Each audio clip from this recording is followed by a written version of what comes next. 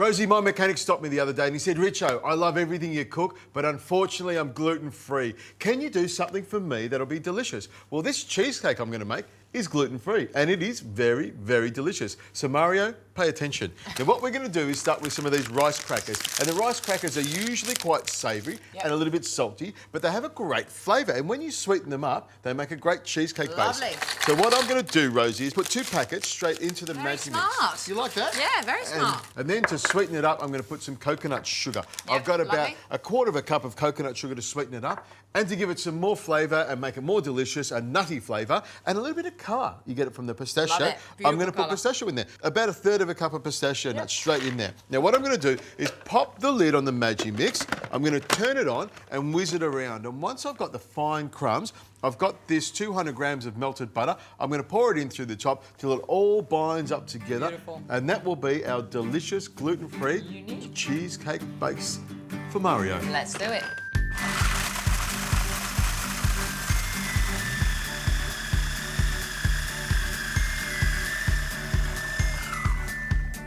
There we go, Rosie. Have a look at that.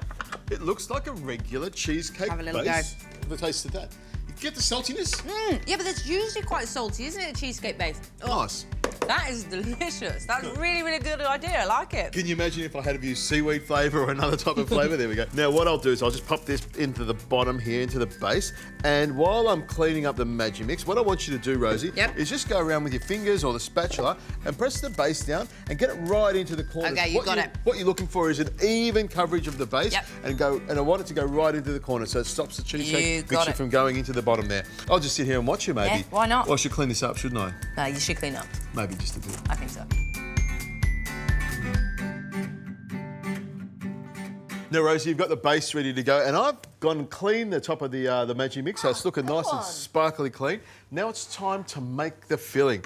Now, this is quite a big cheesecake because I know Mario is a big eater, and there's a lot of guys working in that car shop, so they need to make sure that they're all fed really well. Now, I've got 5 packets of cream cheese. Each packet is 250 grams, which means a total of 1 kilo and 250 grams of cream cheese. You lost me at 5. I know. Now, I've got 400 grams of double cream goes in here as well. If you've got regular pouring cream or pure cream, that's fine as well, but this double cream makes it even more luscious and rich. And I want you to pour that vanilla in there. Give me a How much do you want? Good triple splush of vanilla Gorgeous vanilla extract. Load me up of vanilla. I want lots and lots of flavour in there. Whoa, there we go. That's a perfect amount. I've also got some of this, which is the caramelised condensed milk. And you can see it's caramelised beautifully. Do you get that in the tins? You can get it in the tins or you can boil it up yourself. It takes about 2 hours until it caramelises. Now, what I'm going to do is pop that in here now, and this will blend together nicely. Have a little taste of that. It is really, really nice. And I'm also going to put in... What are you doing to me, Richo? I'm going to win you over. I'm going to put in 1 cup of coconut sugar, which is my favourite sugar at the moment. It's going to make it nice and brown and golden on top. You will notice the colour difference when you're using coconut sugar. It will darken things, but it gives it a really, really rich caramelly sort of flavour.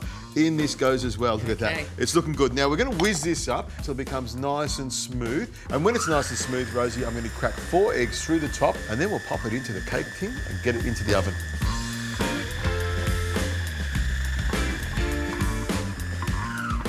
Look at this, Rosie. Beautifully, hasn't it? It's a big batch. Now, of course, if you wanted to make a smaller batch, you could halve this recipe and make a smaller cheesecake. But if I brought a smaller cheesecake to that car shop, I would be in a lot of trouble. You'd have troubles, wouldn't you? What I'm going to do is pour that in there. Do you want me to take that? Oh, that's it. There we go. Pour it straight in there. Oh, like that. There we go. And it's all in there. No little lumps in there.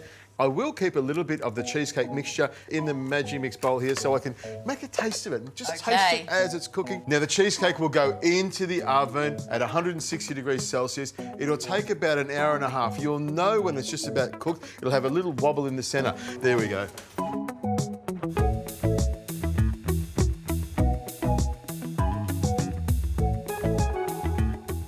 Now, Rosie, it's come out of the oven. I've let it cool down for about an hour or so. You can still see it's got a little bit of wobble to it. You want to let it sit in the fridge or just cool down about 3 or 4 hours. So it starts to set firmly before you take it anywhere. I'm just going to dust it with a little bit of icing sugar. It's quite impressive. It is. I mean, it's a big cheesecake. It's a big cheesecake. But we're going to feed a lot of people. And the thing that I want you to really notice is, see when we talked about the colour of that coconut sugar, it really gives it a lovely colour on the outside. Also, that caramelised condensed milk also gives it a lovely colour. It is a beautiful sweet cheesecake. Gluten-free. Mario's going to love this, and so will all the boys. I reckon I'll get my car fixed in no time. You're going to get so many slices out of this one.